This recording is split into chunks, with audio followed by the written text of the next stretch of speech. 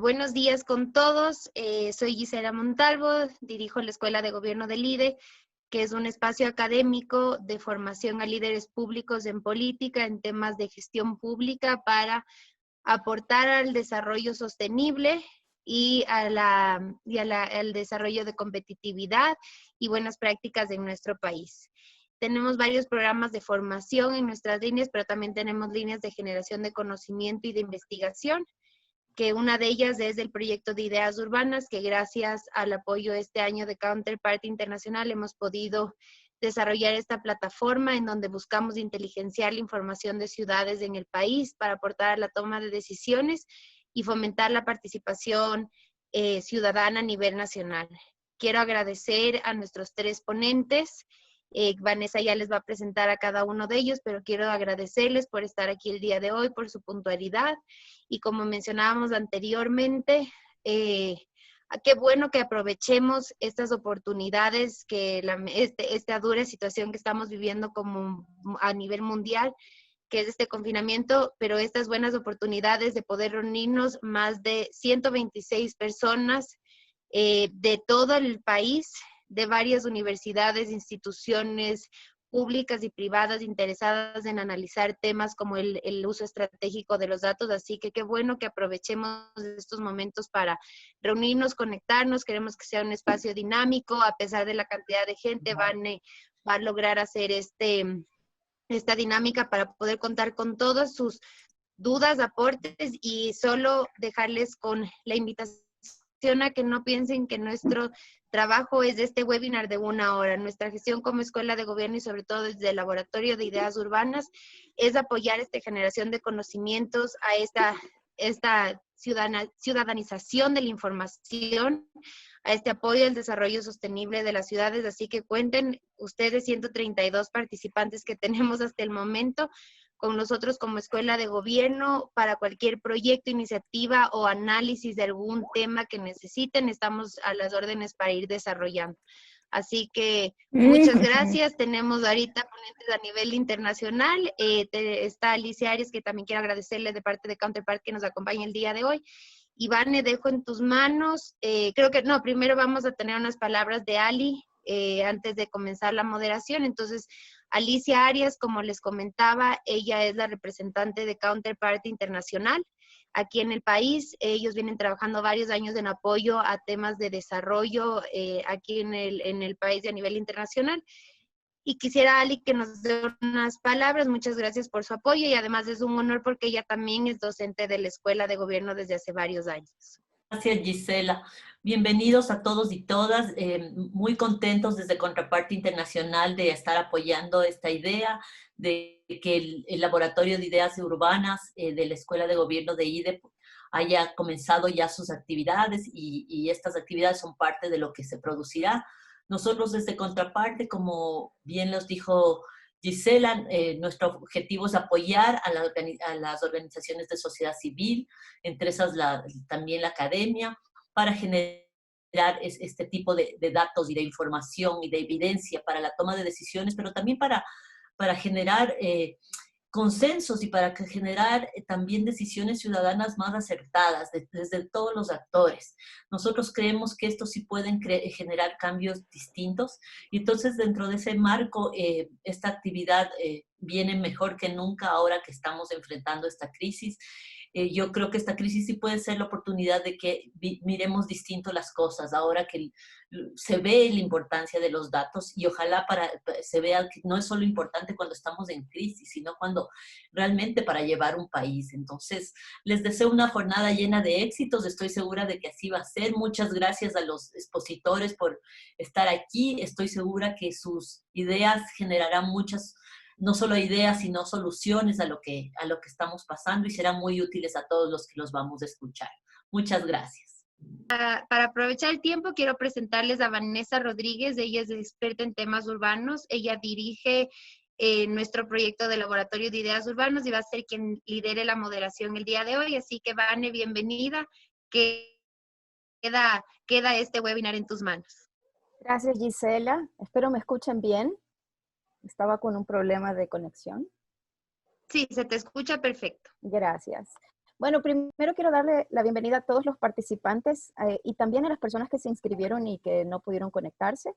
Les comento que tuvimos más de 150 inscritos de 31 ciudades del país, también 5 personas fuera del país.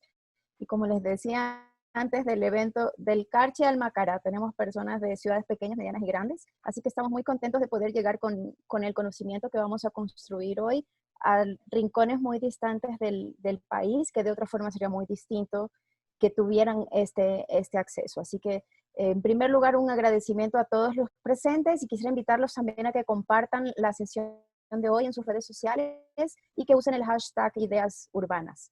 Como les comentó Gisela, tenemos un laboratorio de ideas urbanas, que es un proyecto que busca ciudadanizar la información y generar conocimiento de las ciudades intermedias de Ecuador.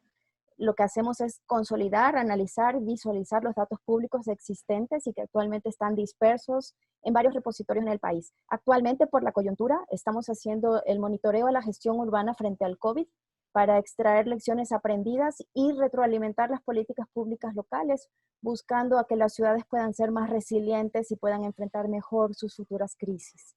Hoy más que nunca se evidencia la necesidad de contar con información robusta para tomar decisiones, pero también necesitamos entender la información, interpretarla y usarla adecuadamente en las políticas públicas. Por eso queremos reflexionar hoy sobre los datos, sobre el uso para la toma de decisiones y sobre la importancia para transparentar el uso de los recursos públicos. Vamos a reflexionar sobre estos temas con 3 invitados de lujo que tenemos hoy y que van a empezar la discusión con una metodología que les voy a comentar ahora. Vamos a tener 15 minutos con cada uno de ellos y luego vamos a tener una ronda de preguntas de los asistentes. Como estamos en un público bastante grande, les pido que vayan enviando sus preguntas al chat, así yo las puedo sistematizar y luego vamos a abrir una segunda fase en donde sus preguntas van a poder ser escuchadas por nuestros 3 expositores de hoy para poder hacer. Nuestro compromiso es tener información de calidad hoy día y aprovechar muy bien los recursos, así que queremos ser muy rigurosos en el tiempo, empezando por nuestros 3 invitados, pidiéndoles rigurosidad en sus 15 minutos para poder tener mucho más tiempo para escuchar a nuestros otros invitados, que son los que están ahora de asistentes. Y queremos tener una sesión de máximo 1 hora y media, máximo. Esperamos tenerla pronto porque sabemos que podemos, si nos concentramos y nos enfocamos, vamos a usar bien los recursos. Bueno, yo no voy a hablar más, les voy a presentar a nuestra primera invitada. Ella es Aya Maguf, espero haber pronunciado bien tu nombre. Aya es especialista senior en desarrollo urbano para América Latina y el Caribe en el Banco Mundial en Washington. Ella lidera los programas de desarrollo urbano y territorial para Bolivia y Perú. Además, colidera los grupos de conocimiento de ciudades competitivas, ciudades creativas y financiamiento basado en resultados. Antes de trabajar en el Banco Mundial, Aya estuvo en el Centro para el Desarrollo Global, la Corporación para el Desarrollo Comunitario de FIPS, el Programa de Desarrollo de Emprendimientos Innovadores para USAID y la Corte del Príncipe Abu Dhabi. Aya es economista, es máster en Desarrollo Económico Internacional de la Universidad de Harvard y le agradecemos su tiempo y le doy el espacio para que intervenga. Voy a compartir mi pantalla porque tengo la presentación de Aya aquí. Muchas gracias, Vanessa. ¿Pueden escucharme bien? Sí, perfecto. Excelente, gracias, Gisela. Hola a todos y primero lo siento que mi español necesita un poco de trabajo, pero si hay algo que no es muy claro pueden preguntarme.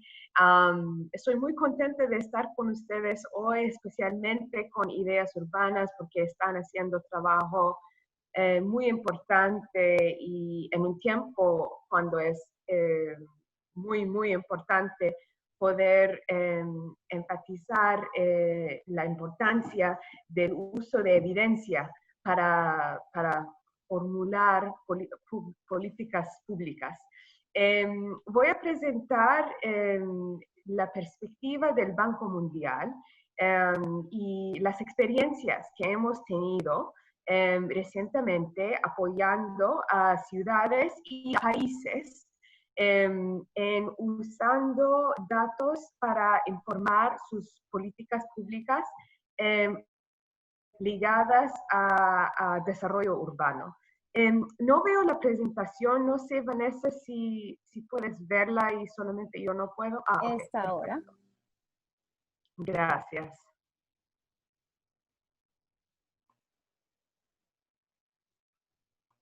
Perfecto, ok. Podemos ir a la próxima.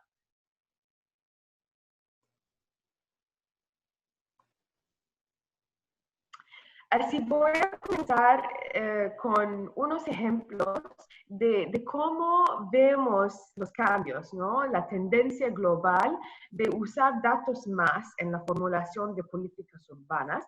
Y después voy a hablar específicamente sobre el contexto de COVID-19 y qué están haciendo los países y las ciudades para tratar de usar evidencia en un periodo muy difícil de hacer decisiones rápidamente usando esta evidencia para estar muy eficaz. La próxima. Oh, perdón. Ahí está. Perfecto, gracias. Y lo que vemos es que en los últimos como 20 años, vemos que muchísimos de nuestros clientes están preguntándonos cómo podemos usar evidencia para mejorar la manera en que estamos diseñando e implementando inversiones o políticas nuevas en nuestros países y nuestras. Pueden ver un ejemplo de un proyecto en Líbano, en 4 ciudades allá, donde las ciudades o los gobiernos locales han querido poder mejorar su capacidad de usar encuestas y varias fuentes de datos para poder mejorar la manera en que escogen inversiones. Y en este ejemplo pueden ver a la izquierda un barrio que fue muy, ¿cómo se dice? Fue sucio, fue muy, había mucho tráfico, la calidad de vida fue muy baja y han querido mejorar la situación porque ellos veían que ellos tenían en este barrio mucho potencial. Así han hecho encuestas, han integrado una perspectiva de usar todos los datos que han podido acceder en el contexto y usando esta información, ellos han identificado opciones para mejorar el ecosistema económico local y han decidido de hacer inversiones en un mercado local y un programa de apoyar a empresas locales, inversiones para mejorar la gestión de tráfico y lo que ven a la derecha es una foto después de las inversiones, un área que fue mucho mejor como un barrio para vivir y para trabajar. La próxima. Gracias. Este es un ejemplo de cómo vemos muchos países que ahora quieren aprender un poco más. Cuando tienen un sistema de ciudades que piensan no está funcionando en la manera en que pueden, que hay potencial que no está realizado, ¿cómo pueden liderar políticas territoriales que permiten a ciudades o regiones que están detrás de poder lograr su desempeño? Y un ejemplo de un índice que muchos países les gusta usar es un índice muy simple que se llama el índice de, en inglés es the Lagginess Index, no sé cómo traducirlo en español, pero es un índice que permite a los políticos, los gobiernos nacionales, de tomar datos georreferenciados sobre accesibilidad a mercados, sobre actividad económica a través de luces en la noche o otras metodologías, lo que es más apropiada en el contexto, y tomar datos sobre pobreza, que normalmente toman de encuestas nacionales, y toman estos datos y juntos pueden tener un panorama de cómo está el desempeño de regiones o de ciudades diferentes y dónde hay una brecha que quizás pueden apoyar a las ciudades y regiones ¿cómo se dice?, de fill esta brecha con políticas específicas que apoyan a estas ciudades y a estas regiones. La próxima. Gracias. Una otra tendencia que vemos es que hay muchos países que quieren introducir más transparencia en cómo las ciudades, en sus sistemas de ciudades, están desempeñando. Y una manera de hacer esto es introducir una evaluación anual de desempeño de gobiernos locales y de hacerlo usando indicadores que son los más pertinentes en el contexto, ¿no? Y en este caso lo que ven es el ranking o la evaluación de desempeño en el país de Túnez, donde han introducido esta evaluación en 2017 y cada año, cada gobierno local tiene que tomar esta evaluación y hay 12 indicadores que están en 3 pilares que ven aquí. Lo siento que es en francés, pero este es un screenshot del sitio web. Y lo que tratan de hacer, lo que el gobierno trata de hacer, es de primero tener información sobre el desempeño en cada uno de los 12 indicadores para cada ciudad. Y segundo, de poder hacer toda esta información pública para que todo el mundo pueda saber cómo está cada ciudad y cómo están desempeñando las unas comparadas a las otras. Y esto ha introducido una competición saludable, ¿no?, entre gobiernos locales, que ven que quizás hay gobiernos locales que ellos ven como más débiles que ellas, pero al mismo tiempo están desempeñando mejor. Y esto también ha dado a la ciudadanía, a las organizaciones que focalizan sobre la transparencia y la buena gobernanza, información para poder hacer más advocacia que está más específica para ciudades diferentes. La próxima, por favor. Gracias. Yo presenté ejemplos al nivel nacional, pero también lo que vemos es que hay muchas ciudades que quieren tener herramientas para poder mejorar su desempeño día a día, ¿no? Y aquí es un ejemplo de cómo muchísimas ciudades ahora están tratando de tener como herramientas que pueden mostrar el tráfico y cómo el tráfico cambia en un día para poder mejor gestionar el tráfico en la ciudad. Este ejemplo es el único ejemplo que tengo en esta presentación, que no es un proyecto en que el banco está ligado, porque este es un caso en los Estados Unidos, en una ciudad en los Estados Unidos, pero da una idea sobre esta idea de tener como un dashboard, ¿no?, de ciudades inteligentes, que puede mostrar mucha información diferente y que puede empoderar a los gobiernos locales de cambiar políticas de gestión de tráfico. La próxima, por favor. Gracias. Y también vemos que al nivel de la ciudad hay muchísimos gobiernos locales o alcaldes que quieren dar información que permite a empresas de aumentar sus esfuerzos en algunas ciudades, de abrir más actividades económicas o de ampliar estas actividades económicas.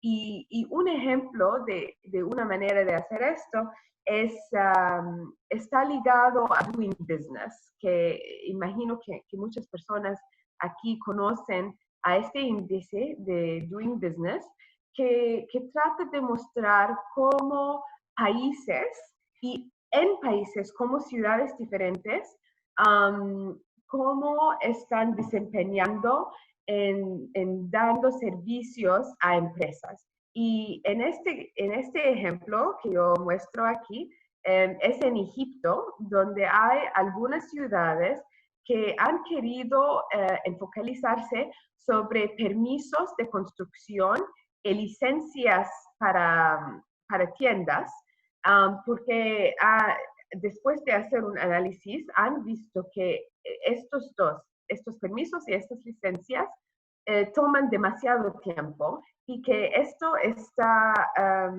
parando mucha actividad económica. Así hemos apoyado a ellos a estudiar cuáles pueden ser los cambios que pueden reducir el tiempo para empresas de poder acceder a estos permisos y licencias. Y después lo que ellos han hecho fue de no solamente implementar estas recomendaciones, pero de hacer muy público información sobre los cambios para que las empresas puedan ver que hay un cambio en el ecosistema económico local y que puedan sentir que vale la pena de tratar de hacer estas actividades económicas. Y en este contexto donde ven estos cambios que son muy significantes, hemos visto una aumentación en nuevas empresas en los años en que ellos han podido hacer estos cambios y otros que están ligados también. La próxima. Tienes 4 minutos, Aya. Perfecto, gracias. Y ahora voy a presentar algunos ejemplos de cómo estamos viendo a ciudades y a países usando información y tratando de estar muy transparentes con la información para mejorar la respuesta a COVID-19. La próxima. Primero, como ustedes saben muy bien, esta crisis es muy difícil para gestionar porque cuesta mucho, ¿no? Los gobiernos locales, los gobiernos nacionales, todos están gastando muchísimo para tratar de combatir la crisis y también para poder responder a las necesidades de personas y empresas que están muy afectados por el crisis. Así, primero lo que vemos es que casi todos los países quieren rápidamente comprender cómo esta crisis está afectando las finanzas municipales, porque los municipios están tomando mucho del impacto de esta crisis. Y aquí pueden ver un ejemplo de cómo en una ciudad en Rumanía han podido en una semana o una semana y media poder hacer un análisis completo de ver cuáles son las proyecciones del impacto del COVID-19 y cuáles son las necesidades de esta ciudad para poder ir al gobierno nacional y decir necesitamos apoyo en términos de transferencias, en términos de otros apoyos para no tener obligaciones en los 2 años que vienen. La próxima. Y otra manera en que vemos que muchísimas ciudades están tratando de usar herramientas de datos para hacer decisiones es en detectar dónde van a tener hotspots, ¿no? Dónde van a tener barrios o áreas que van a tener una aumentación significativa de casos de COVID-19. Y a la izquierda ustedes pueden ver en el caso de Mumbai, en India, un ejemplo de cómo ellos han podido, en los círculos rojos, han podido ver usando información sobre la densidad de población, donde hay áreas en que probablemente las personas no van a poder respetar los requerimientos de distancia, porque hay demasiada densidad y personas que no pueden quedar en casa por meses a la vez. Y en los otros círculos lo que pueden ver es si toman en cuenta dónde tienen baños públicos, donde piensan que pueden tener más de estos contagios también. Y en el centro y a la derecha lo que pueden ver es un ejemplo en Indonesia, en Yakarta, donde han tomado datos, no sé cómo decirlo en español, pero datos de teléfonos celulares. En inglés decimos Cell Phone Data Records, CDRs, pero han podido tomar información de teléfonos celulares y de Facebook, de social media, para poder ver cómo están moviendo las personas en Yakarta, para poder saber si hay barrios específicos donde no están respetando muy bien la cuarentena y donde van a quizás tener más contagios. Y así, hay otros ejemplos en cómo están las ciudades diferentes usando esta información, pero casi todas las ciudades quieren tener una manera proactiva de saber dónde tienen que focalizar recursos o esfuerzos para tratar de atacar al COVID-19. La próxima. Y finalmente, aquí es un ejemplo de Durban, en África del Sur. Y allá lo que han querido hacer es, pensando en la recuperación, ver cómo poder primero tener información muy específica sobre el impacto de COVID-19 en sectores diferentes de la economía local. Y segundo, poner toda la información que tienen muy público en su sitio web. Esta es una grabación del sitio web de Durban, para poder comunicar directamente con las empresas y poder apoyar a las empresas, poniendo recursos que son útiles para ellos en este sitio centralizado. La próxima. Y solo quiero terminar diciendo que aun si este desastre es terrible, ¿no? Es una situación sin precedente para nosotros en las décadas anteriores.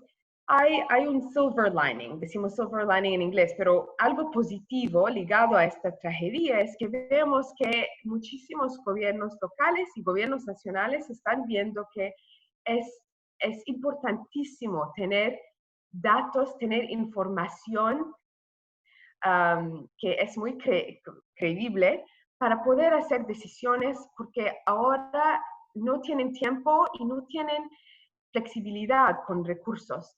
Así veremos en el tiempo que viene, en el mediano plazo, cómo estas prácticas van a quedar con nosotros. Y estoy muy curiosa de escuchar de ustedes, quizás en la conversación que vamos a tener, si ustedes ven lo mismo en Ecuador, en las ciudades de Ecuador, y que imaginen que van a ver en el futuro. Muchas gracias. Gracias a ti, Aya, por tu interesante ponencia. A todas las personas los invito a ir anotando sus preguntas para que luego podamos interactuar con Aya. Hasta tanto, les voy a presentar a nuestro siguiente invitado, que es Pablo Astudillo. Personalmente, perdón el paréntesis, pero los próximos dos invitados son ecuatorianos y es fantástico ver cómo los ecuatorianos están trabajando en estos temas tan importantes que van a hacer que nuestro país cambie radicalmente su rumbo. Les presento a Pablo Astudillo Esteves. Es investigador doctoral en Geografía Económica y Economía de Complejidad en la Universidad de Oxford. Fue investigador de la Universidad de Harvard e investigador visitante en el Media Lab del Instituto de Tecnología de Massachusetts. Actualmente Pablo es científico de datos de tecnología y emprendimiento del Banco Mundial. Pero además él ha trabajado como consultor para el BID y también ha asesorado a gobiernos y a sector privado sobre cómo aprovechar el poder para resolver los desafíos del desarrollo. Los dejo con Pablo y Pablo, te invito a que seamos rigurosos con el tiempo. De todas maneras, te voy a avisar cuando falten 5 minutos. Ok, listo. Antes de nada, es un gusto estar en este espacio y es un gusto poder compartir con todos ustedes y conocer también de los proyectos que se están realizando. Les voy a compartir mi pantalla para la presentación.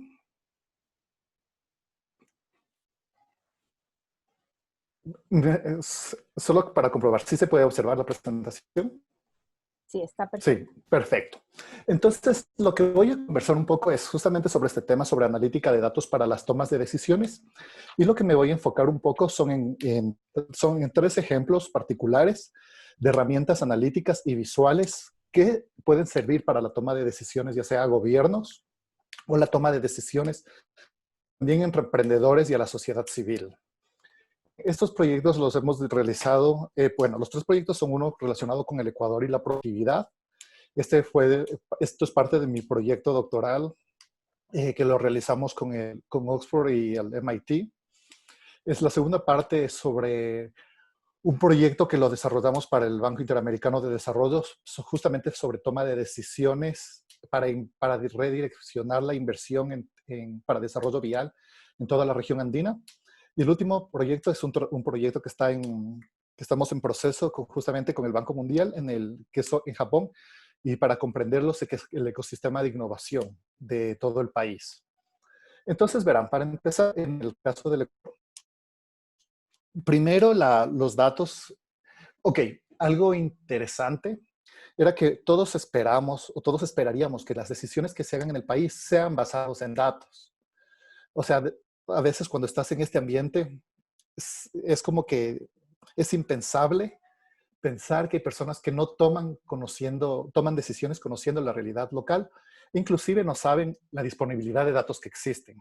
Aquí, en el caso de este proyecto, lo hicimos con un convenio con el SRI, con el Centro de Estudios Fiscales, en el que analizamos todos los anexos transaccionales del país desde el 2007.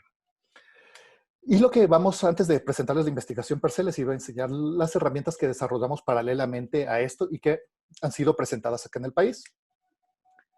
Y les voy a hacer un pequeño ejercicio. Les decía, si ustedes les pregunto, ¿cuáles son las principales actividades productivas de Cuenca?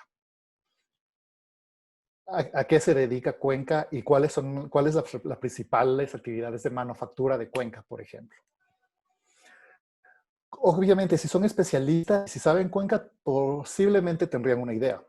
Lo interesante fue que hace 2 años hicimos este mismo ejercicio con todo el gabinete, con el gabinete sectorial de la productividad, en el que estaban tanto ministros, los ministros relacionados a la productividad, subsecretarios, además de esos representantes de las cámaras de comercio, de productividad e industrias del Ecuador.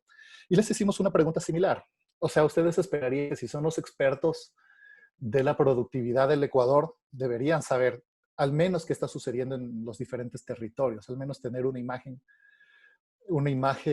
como quien dice, rápida o inclusive hasta intuitiva. Y lo interesante era que muchos se quedaron con nada. O sea, faltaba verles los signos de interrogación en los ojos.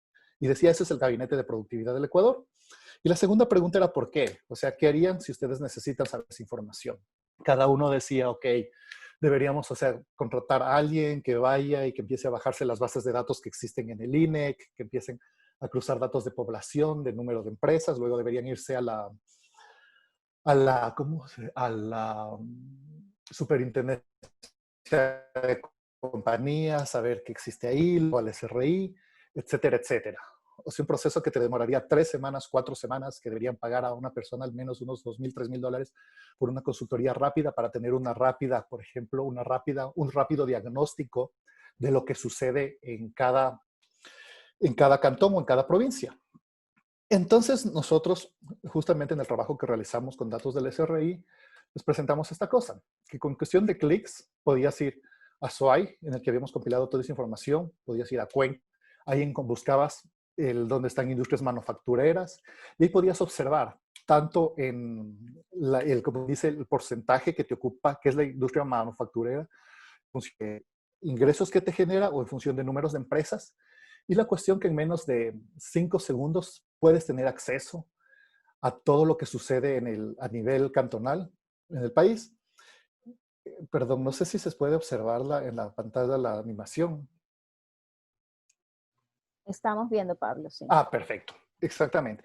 Y la cuestión era que este ejercicio se puede hacer con todo el país y lo hemos hecho con todo el país. Esto era parte de un proceso más grande porque queríamos desarrollar justamente con el MIT, desarrollar esta herramienta para todo el país, pero eventualmente por cuestiones políticas y demás, quedó en esto en stand-by. Pero la idea era que eso lo estamos construyendo paralelamente y ahorita ya realmente sin contar con el apoyo del gobierno. Pero esta información es muy interesante ya que te permite en cuestión de segundos acceder a información real de lo que está sucediendo en el territorio a nivel de todos los cantones del país. Pero esto no se queda solo como quien dice, de esta parte descriptiva de enseñarte cuáles son los cantones que tienen mayor output, qué empresas o qué sectores son los que te generan mayores ingresos, sino que llevamos esto a pasos mucho más analíticos. Por ejemplo, este es un cuadro por qué tan diversa es la productividad de todo el Ecuador.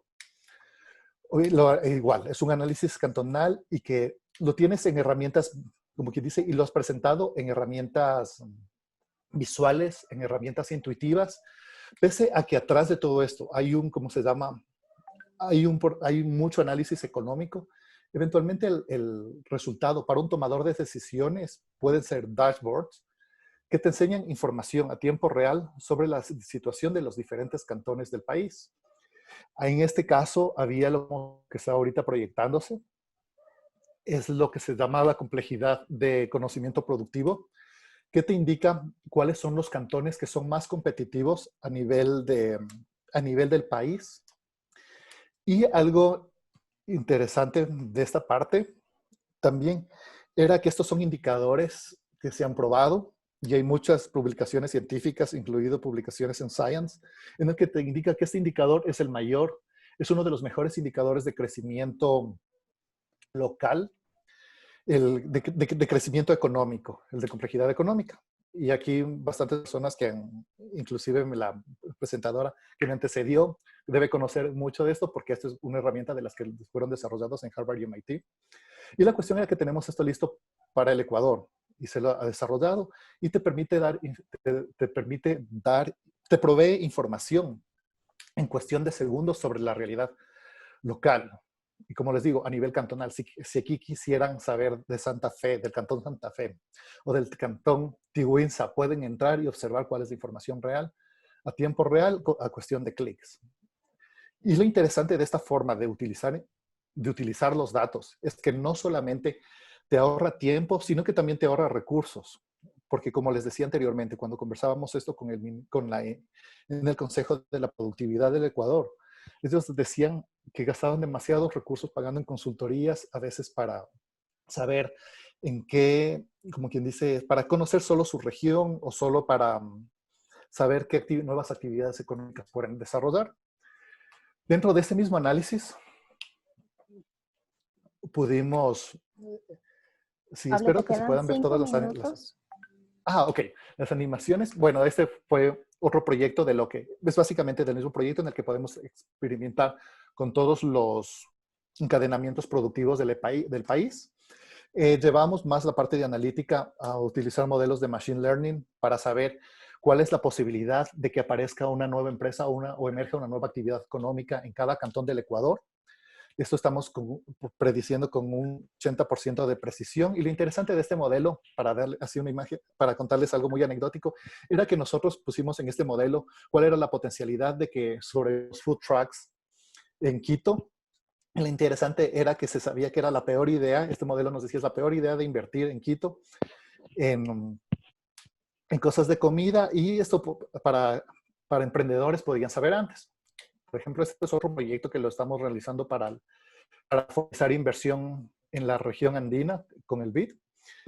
Este es el caso del Ecuador, digo el caso del Ecuador, en el que puedes tú jugar con toda la conectividad terrestre del Ecuador. Puedes, por ejemplo, jugar en este dashboard, puedes jugar con tiempos mínimos de viaje, con tráfico potencial entre todas las vías del Ecuador, y eventualmente puedes descubrir, como quien dice, cuellos de botella. Por ejemplo, en este caso pueden observar en Naranjal, que es un cuello de botella para unir todo lo que significa todo el ecosistema vial y comercial que está alrededor de Guayaquil con el de Machala. Asimismo pueden observar en Quito lo desconectado que es Quito vialmente y encontrar cuellos de botellas donde pequeñas inversiones, incluso donde mínimas inversiones para expandir la vialidad pueden generar mayores flujos de gente y mayores flujos de comercio.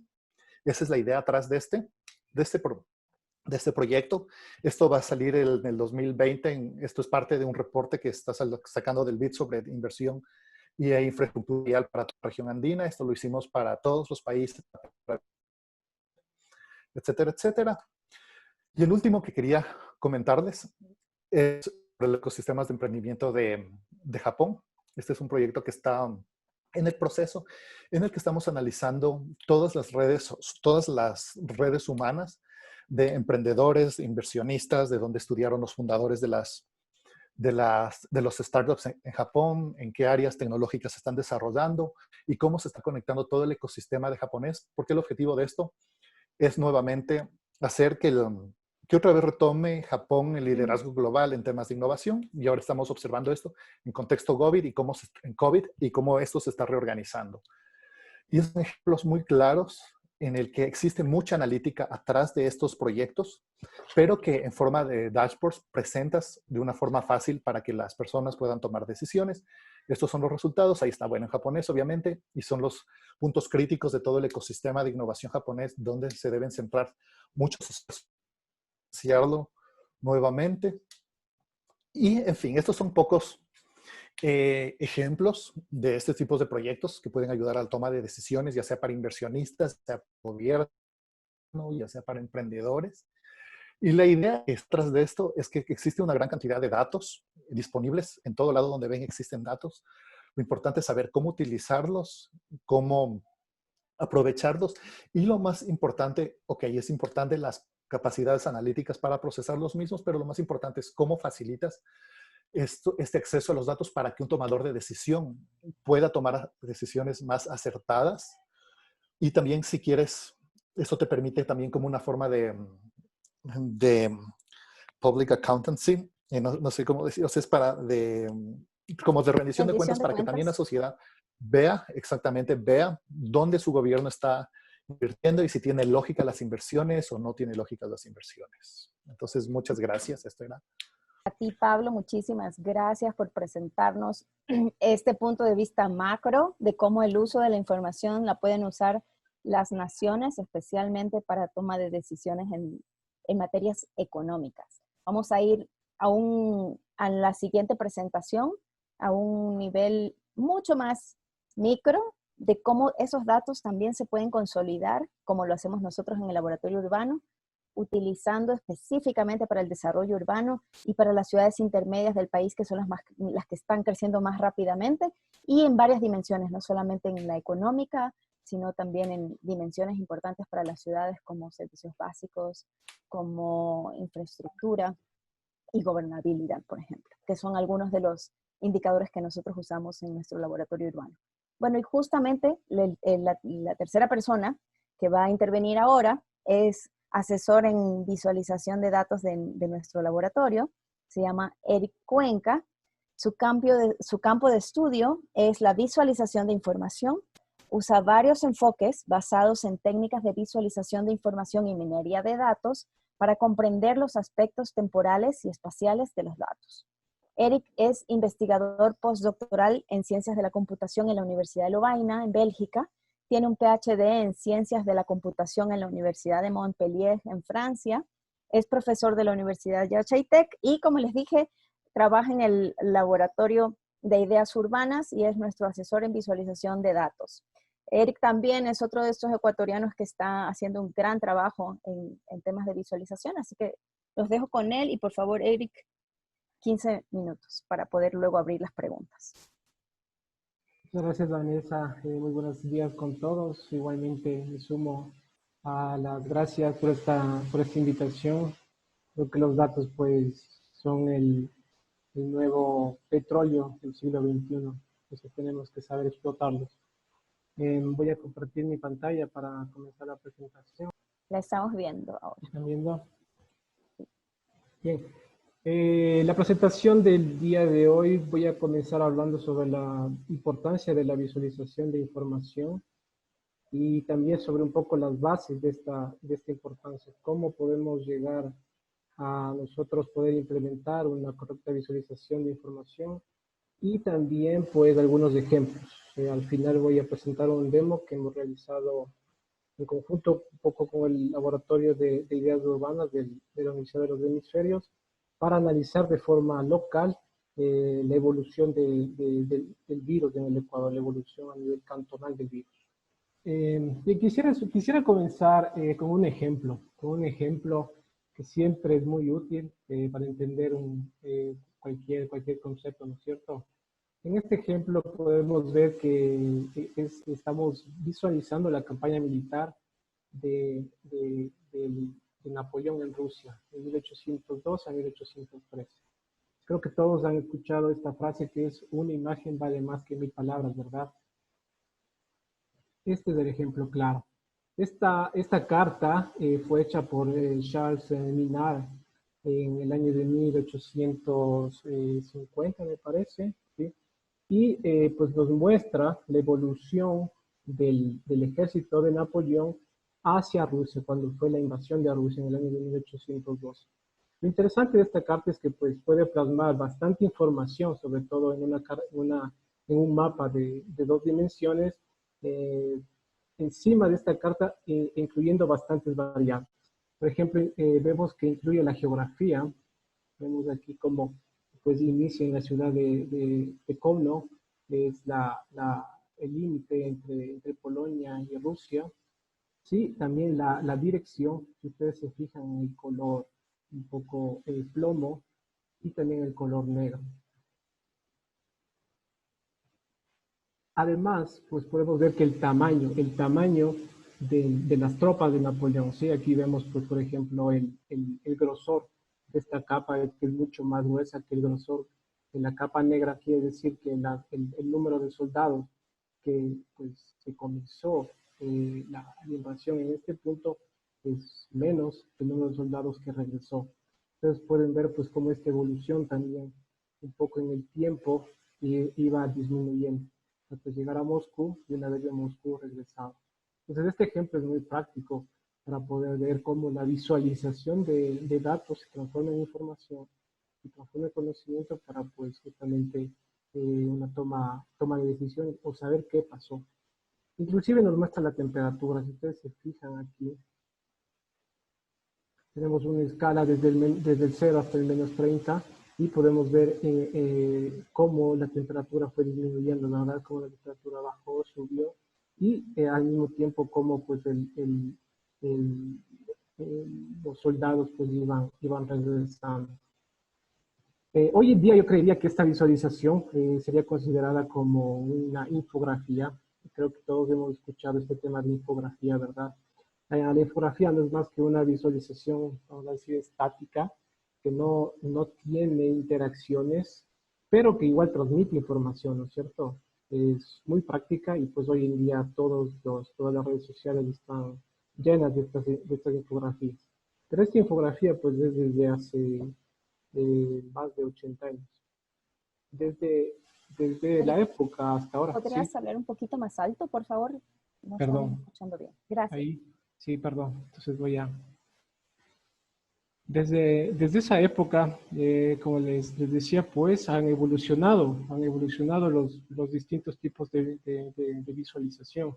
Aquí tenemos bastantes ejemplos, ¿sí? Cómo visualizar, por ejemplo, los bar chart, cómo visualizar, por ejemplo, los mapas en los grafos, cómo se visualizan los datos en el tiempo.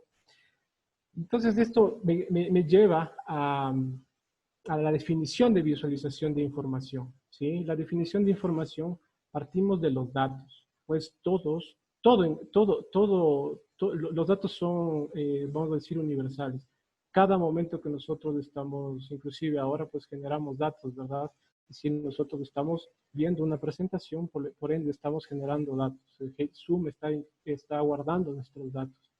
Un ejemplo, por ejemplo, la red social Twitter, cada día son 500 millones de tweets, ¿sí? Que genera esta red social. Entonces, los datos están en todo lado. Y pues, como ustedes ven, los datos crecen a pasos agigantados. Entonces, tenemos que poder tratar esos datos, tenemos que saber cómo tratarlos igualmente.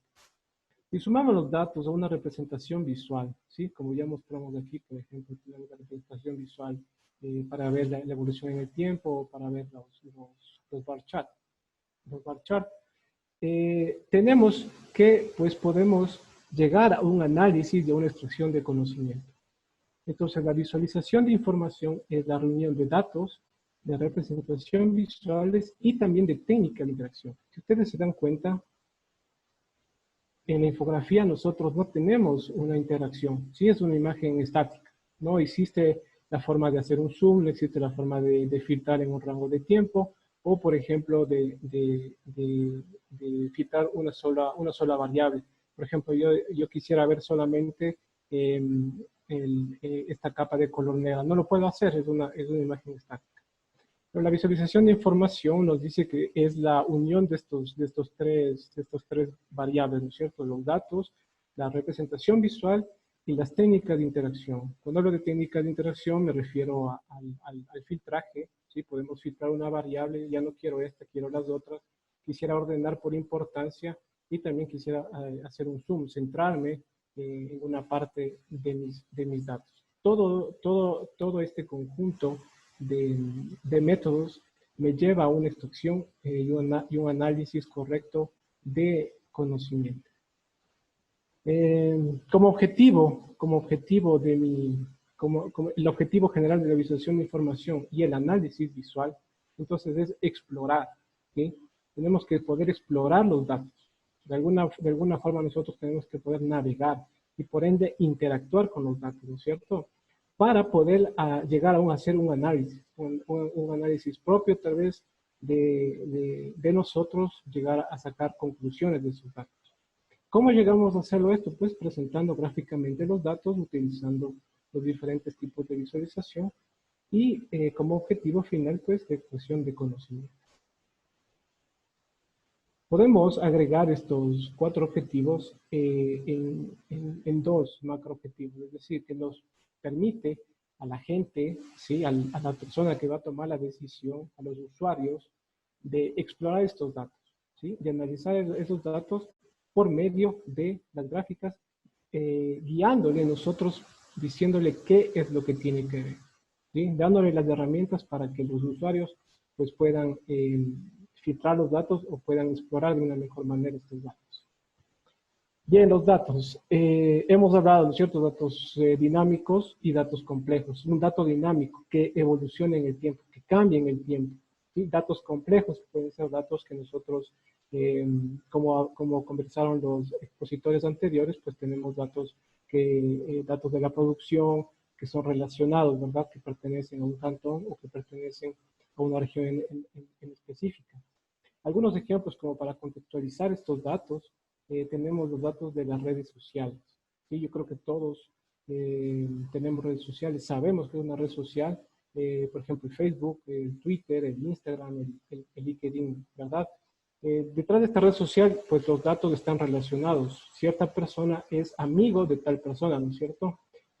Un usuario X le sigue a otro usuario X por medio de la red social Twitter. También tenemos datos en lo que es estadísticas, por ejemplo, de las estadísticas que nos proporciona en el Ecuador el Instituto Nacional de Estadísticas, del INEC, las tasas de empleo, las tasas de subempleo.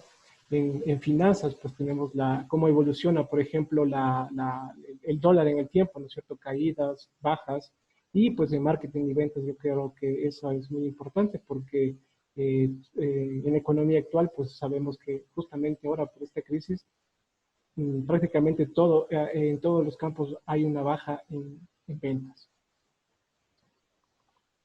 Podríamos decir que, como ustedes ven, estos datos pueden aplicarse a varios campos, a la minería de datos, a la inteligencia artificial, a las matemáticas, a las estadísticas, y la visualización de información es este campo, es este campo científico un poco transversal, ¿no es cierto? Este campo transversal que se aplica a todos estos campos. Si bien sabemos que la informática por sí ya es un campo transversal de todos los otros campos de investigación, pues la visualización de información vendría a ser lo mismo para todo esto, ¿sí? Porque si tenemos una machine learning utilizando minería de datos, pues tenemos que de alguna forma mostrar estos resultados, ¿verdad? De alguna forma estamos mostrar al usuario que él pueda manejar estos parámetros para poder visualizar estos resultados. De la misma forma con inteligencia artificial y pues ni se diga con las matemáticas y con la estadística. La visualización es adecuada, ¿no es cierto? La base de toda visualización son los datos y justamente ahí es un problema, primero para conseguir esos datos, para almacenar esos datos, o sea, la recopilación de datos, la limpieza de datos y después la almacenación de datos. Creo que el proyecto de ideas urbanas se centra en poder recopilar esos datos a nivel detallado. ¿Por qué? Porque si ustedes se fijan, pues siempre hay datos a nivel de país, ¿verdad? O a nivel de provincia, por ejemplo, sabemos que Guayas o Pichincha la población de cada provincia, si hablamos del Ecuador, pero sin embargo es muy difícil acceder a los datos a nivel detallado, por ejemplo, de los cantones o de las ciudades. Entonces, esa información detallada es igual de valiosa que cualquier información a un nivel alto de detalle. ¿Qué tipo de visualización es la adecuada? Por ejemplo, aquí vemos que si nosotros tenemos variables que evolucionan en el tiempo, pues podemos ver que un gráfico lineal es el más adecuado. ¿Sí? ¿Por qué? Porque nos va a permitir ver en el tiempo cómo evoluciona.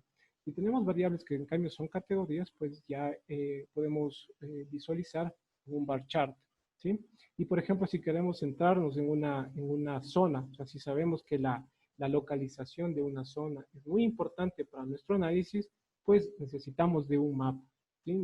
Creo que ahorita, en el contexto actual, todos conocemos cómo el COVID está evolucionando, ¿verdad? Y pues todas las aplicaciones muestran siempre un mapa.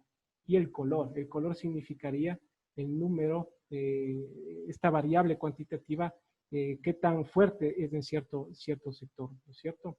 Tenemos que priorizar, utilizar las visualizaciones estándar, por ejemplo, las visualizaciones que son de tipo lineal, las visualizaciones que son de tipo de barra. ¿Por qué? Porque las personas tienden a entenderlas de mejor manera, ¿sí? Sin embargo, si necesitamos en realidad llegar a un público mucho más avanzado, pues podemos hacer visualizaciones ya mucho más detalladas.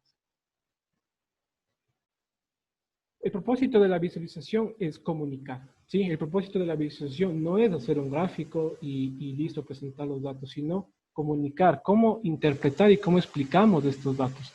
Aquí podemos ver un ejemplo que pues todos lo conocemos tal vez de memoria, que han escuchado, aplanemos la curva, ¿no es cierto? Aplanemos la curva. ¿Qué significa aplanar la curva? La curva. Tenemos aquí el número de infectados, por ejemplo. Si el número de infectados es muy grande en un lapso de tiempo muy corto, pues nuestro sistema de salud se va a ver sobrepasado. Y las personas que se encuentran aquí, pues probablemente van a fallecer. Pero si aplanamos la curva, pues normalmente todos se salvarán. Entonces, esta es una forma de visualización que llega a la gente, ¿no es cierto? Que comunica un mensaje, que comunica qué tenemos que hacer. Tenemos aquí otro ejemplo, por ejemplo, aquí tenemos el número de muertos en Estados Unidos. Vemos que el pico pues, está en Nueva York. Voy a pasar rápidamente al ejemplo que hemos realizado. En este caso es la evolución del COVID en el Ecuador. Tenemos el origen de datos desde el COE nacional, del 13 de marzo al 23 de abril. Y lo que queremos responder es algunas preguntas. Por ejemplo, ¿cuál es la región más afectada? cuándo se registraron estos casos y si existe o no una tendencia en estos datos. Aquí tengo la aplicación, espero que todos la puedan ver. Lo importante de esta aplicación es que podemos ver en el tiempo. Tenemos aquí la barra de tiempo al lado izquierdo, ¿sí? Tenemos un tipo de gráfico llamado Stream Graph, en donde vemos cómo evoluciona en el tiempo el número de infectados, ¿sí? A un nivel de regiones, en el Ecuador, costa, sierra, Amazonía e insular. Y del lado derecho tenemos el mapa. Lo interesante de nuestro enfoque es que podemos desagregar esta información. Por ejemplo, sabemos que, voy a volver al nivel anterior, sabemos que Costa, pues es obvio que tiene más infectados, ¿no es cierto? Pero no sabemos en qué sector específicamente, pues sabemos que en la provincia de Guayas, pero no sabemos en qué ciudad específicamente de Guayas y sabemos que es en Guayaquil. Es decir, una sola ciudad prácticamente está haciendo el peso de todo la provincia de Guayas. Y en este tipo de análisis, como para terminar, nos puede servir justamente para la toma de decisiones y es lo que la plataforma de ideas urbanas trata de hacer. A un nivel muy detallado, poder dar herramientas visuales para que los alcaldes o las personas que toman decisiones, pues a través de los datos tengan esta información y puedan lograr tomar decisiones mucho más acertadas. Creo que me pasé un minuto. Mil disculpas, muchas gracias. Gracias, Eric, por la valiosa información que nos presentas. De este modo terminamos la primera ronda con nuestros 3 invitados. Y ahora vamos a abrir un espacio para preguntas. Tenemos a varias personas que nos han pedido la palabra en el chat, así que voy a dar paso para que ustedes directamente puedan hacer sus comentarios. Lo único que también les pido es que vayan directo a la pregunta, que por favor se presenten, digan su nombre y de dónde están conectados y directamente a la pregunta. Entonces, tengo aquí a varias personas en lista. Voy a ver si están allí escuchando todavía. Tengo una pregunta para Aya de Tanilark. ¿Me confirmas, por favor, si me escuchas? Y te doy el paso para la pregunta. Hola. Hola con todos. ¿Sí se me escucha? Sí, te Sí, escuchamos. muchas gracias. Gracias, Por Vanessa. favor, tu nombre de tu ciudad y la pregunta. Sí, mi nombre es Wendy Chávez. Estoy conectada desde Guayaquil. Muchísimas gracias por el webinar. Ha estado súper interesante, diferentes visiones. Mi pregunta es para Aya. Aya, muchas gracias por conectarte desde tan lejos y estar involucrada en los temas latinoamericanos. Y justamente a eso va mi pregunta, porque con la pandemia del COVID-19 hemos visto que países europeos están apoyando fuertemente la movilización con 0 emisiones de contaminantes, como por ejemplo el uso de la bicicleta, que ya es normal allá, pero se está aún así promocionando más. En Latinoamérica, según he revisado en la región, Colombia está liderando el tema, que ya también tenía una historia de uso de bicicleta, pero ahora mucho más. Entonces, dentro de este contexto, mi pregunta es, ¿qué proyecciones tiene el Banco Mundial sobre el futuro del uso de energía para movilización en los países de la región? ¿Y de qué forma? ¿Serán préstamos, asistencia técnica? Sí, de esta forma para apoyar un futuro más sostenible. Aquí en mi ciudad, en Guayaquil, nosotros tenemos un transporte que seguramente tú lo conoces, nuestro medio de transporte Metrovía, que es el que transporta a miles de guayaquileños día a día, y ahora estamos pues con pandemia, con un gran problema en ese medio. Entonces, ¿cuáles son las soluciones? ¿Cómo nos pueden ayudar desde el Banco Mundial? Gracias por la pregunta. Voy a hacer varias preguntas y luego todos contestan. Jason Cabezas también hizo una pregunta. Jason, ¿me confirmas si puedes escuchar? Sí, escucho. Muchas gracias. Si nos comentas de dónde vienes y tu pregunta que es para él. Yo soy del Cantón Tulcán, estudio en la Universidad Yachaitec y mi pregunta va dirigida para Pablo Astudillo o Eric, cualquier persona que me la pueda responder. Mi pregunta es la siguiente. ¿Existe alguna forma de aproximar los datos reales del número de contagios en el país? Con reales me refiero a que incluyan los casos no diagnosticados o asintomáticos. Gracias por tu pregunta. Tengo otro participante, Pablo Osorio. Pablo, ¿me escuchas? Sí, Vanessa, muchas gracias. Soy Pablo Osorio de Cuenca, Ecuador, y mi pregunta iba para Pablo o para Eric, es que más puede ser como un comentario, es el hecho de que la gente a veces no logra comprender bien los gráficos y las visualizaciones. Se necesita una cierta alfabetización de los tomadores de decisiones para que puedan leer adecuadamente los gráficos. ¿Cómo lograr esta alfabetización? ¿De qué forma? Gracias, Pablo. Malena Domínguez también tiene una pregunta. Sí, buenos días. ¿Sí me escucha? Sí, te escuchamos. Cuéntanos Buenos días. ¿Dónde estás? Bueno, por las circunstancias me encuentro en el Cantón Puerto Quito, pero soy de Santo Domingo, soy estudiante de la Universidad de las Fuerzas Armadas CESPE en Sangolquí.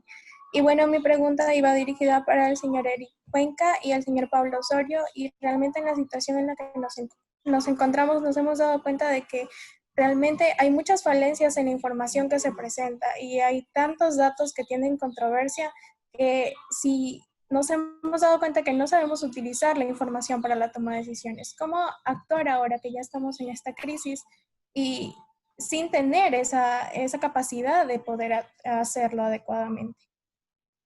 Esa era mi pregunta. Muchas gracias. Perfecto. Muchísimas gracias a ti. Y finalmente en esta ronda, Sabi. ¿Me escuchas, Sabi? ¿Sabi? Ahí sí, ¿me escuchas? Ya, te escucho. Por favor, nos cuentas dónde estás, qué haces y tu pregunta. Bueno, yo soy ingeniera geógrafa de profesión. Actualmente estoy en Quito con un proyecto en Ibarra. ¿Sí?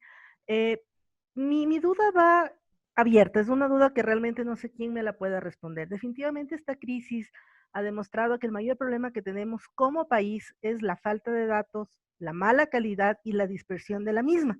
Tenemos, como decían mis antecesores, data muy dispersa y contradictoria. ¿Qué estrategias podríamos proponer como país para poder generar, disponer y manejar la data de modo de que ésta pueda ser manejada a través de estas herramientas? Porque podemos tener las mejores herramientas del mundo, podemos tener todo el talento humano, pero si la data per se no es una data confiable, definitivamente los resultados que vamos a tener no nos van a permitir generar soluciones que nos ayuden realmente a planificar y a solucionar los problemas que tenemos como país.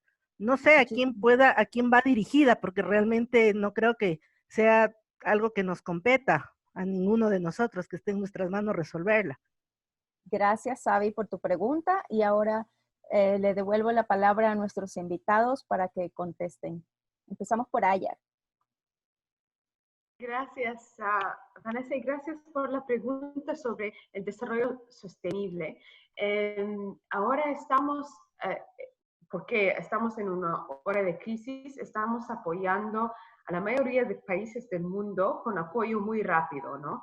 Pero en el contexto de este apoyo muy rápido que trata de apoyar a la iliquidez para responder a la crisis, estamos tratando de integrar en una manera apropiada inversiones o gastos que pueden apoyar a estos países y ciudades de ir más cerca a tener una visión o intervenciones que apoyen al desarrollo sostenible. Y esto estamos haciendo usando todas las herramientas que tenemos, ¿no? Con financiamiento que estamos ofreciendo ahora, como budget support, no sé cómo decirlo en español, pero apoyo al presupuesto, pero también a inversiones específicas. Y en las inversiones específicas, por ejemplo, puedo hablar de Bolivia. En Bolivia, en Santa Cruz, han decidido que quieren invertir en una red de ciclovías y es algo que han decidido antes de un año, pero ahora con la crisis han decidido que quieren acelerar estas inversiones e introducir como una red de ciclovías temporaria que puede estar convertida en una red permanente en el futuro. Y estamos apoyando esto con asistencia técnica y también con financiamiento. Así, tenemos herramientas diferentes que podemos usar, asistencia técnica, financiamiento directo a inversiones, financiamiento general a presupuesto, pero con condiciones que apoya a países o a actores específicos en países de ir adelante en la agenda de desarrollo sostenible. En el caso de Guayaquil, yo pienso que hay la posibilidad de comenzar con asistencia técnica y ver en el futuro si también hay un interés en financiamiento para inversiones o para gastos específicos, intervenciones que ustedes ven importantes para tener este focus sobre desarrollo sostenible en el contexto de como Build Back Better, en el contexto de la crisis. Si quieres más información, puedo enviar información por correo después de este seminario. Gracias. Gracias a ti. Seguimos tenemos preguntas que son para Pablo y Eric. A continuación, vamos, Pablo. ¿Me escuchas?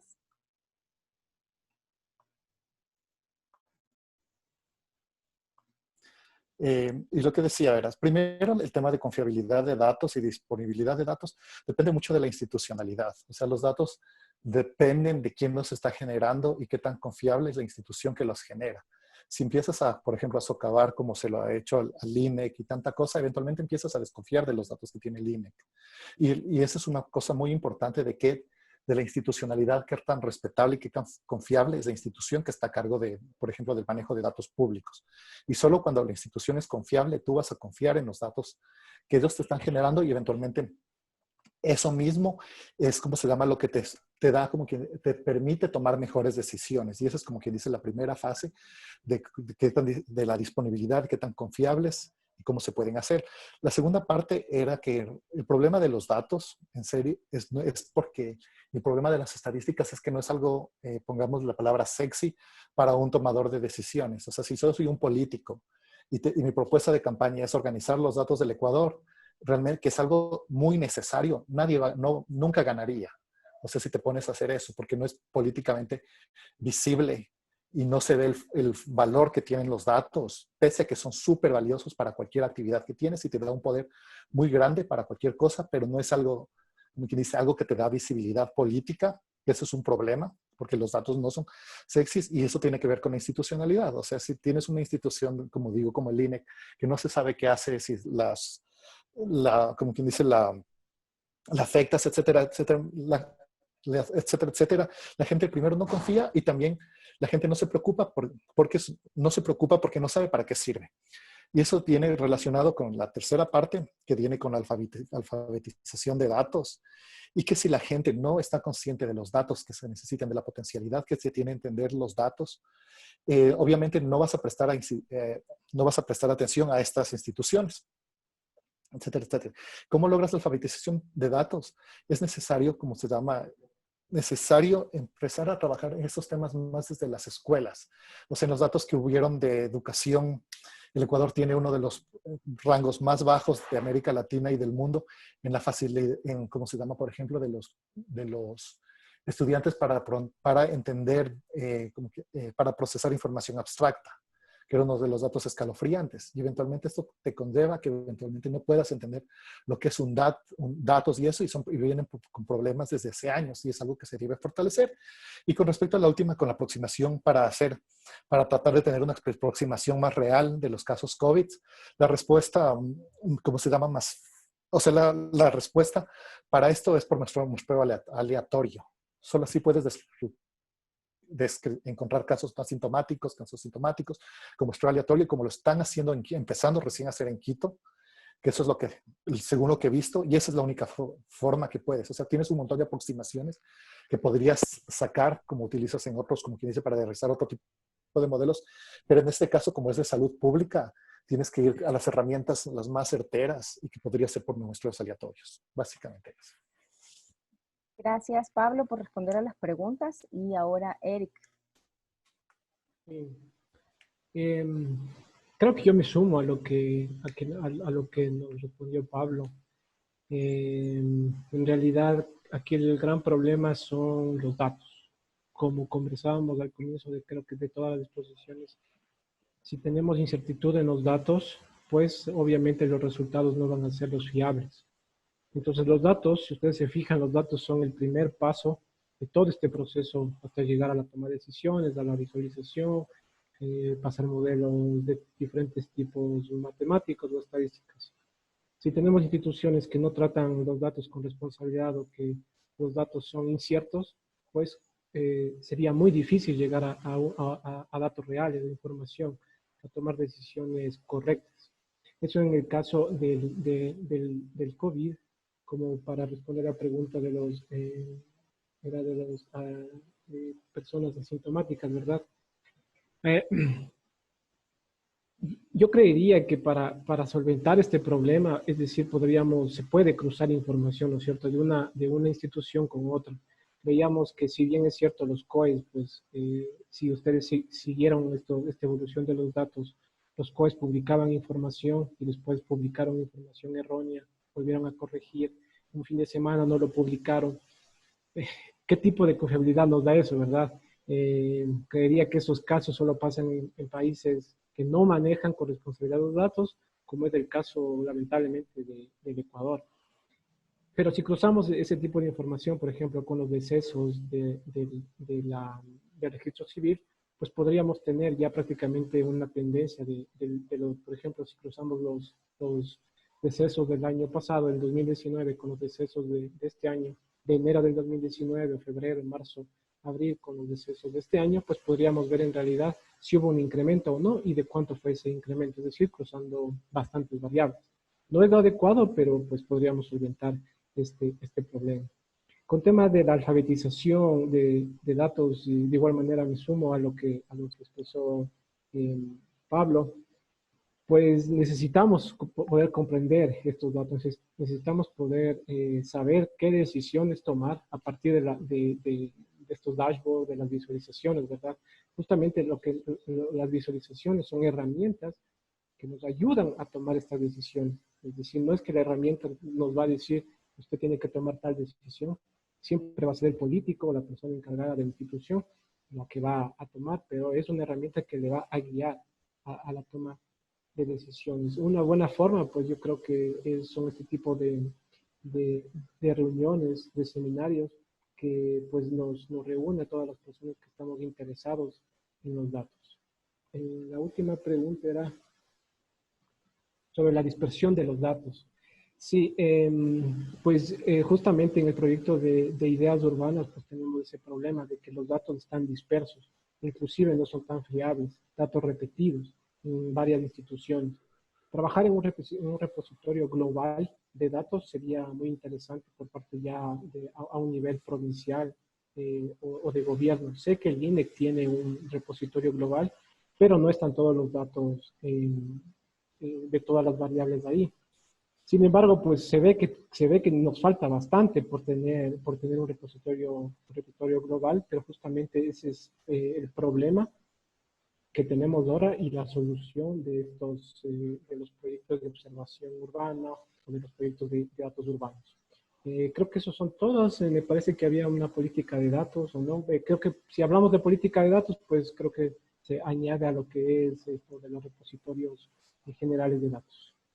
Muchísimas gracias a Eric, a Pablo y a Aya por su respuesta, a las personas que hicieron preguntas y también quedaron pendientes las preguntas de Carla, Marlon, Fernanda, Christopher, Ethan, pero vamos a pasarle a los panelistas para que preparen las respuestas. También, Aya, nos pidieron que tu ofrecimiento de información sobre bicicletas y desarrollo sostenible se haga llegar a todos. Así que como los tenemos registrados, les daremos toda la información que tenemos disponible de nuestros invitados.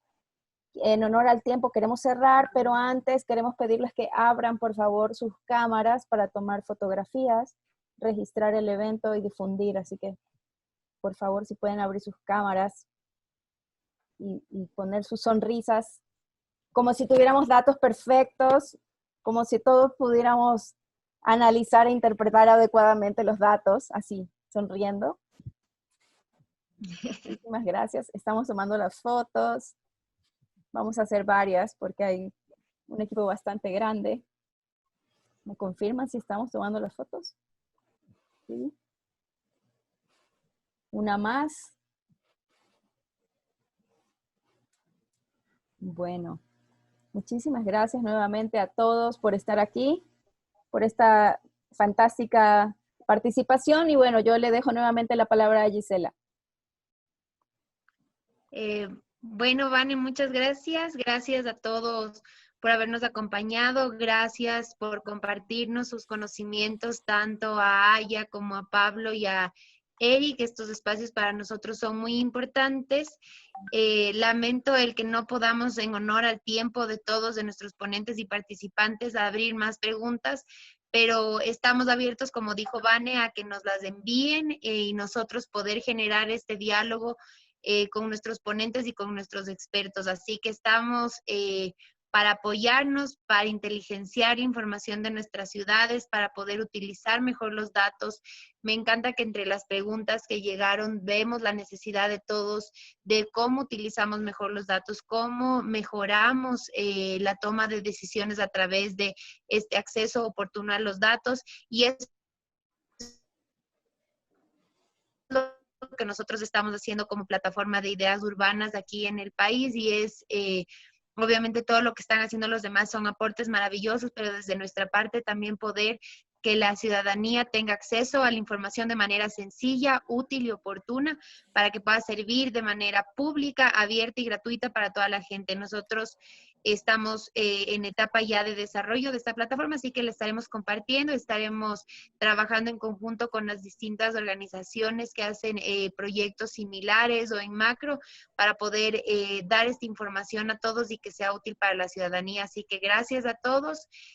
Seguimos en contacto, estén atentos a nuestras redes sociales, tenemos sus correos, así que todas las nuevas webinars que hagamos, análisis, debates, diálogos sobre temas alrededor de inteligenciar la información y poder ciudadanizar la información, estaremos invitándoles. Muchas gracias a todos. De nuevo, gracias a nuestros panelistas, a Vane por tu moderación, a Alicia por el apoyo desde Counterpart que nos permite tener estos espacios, y seguimos en contacto. Buenos días. Chao a todos. Que tengan un buen día. Chao con todos. Cuídense. Chao Muchas con gracias. todos. Gracias.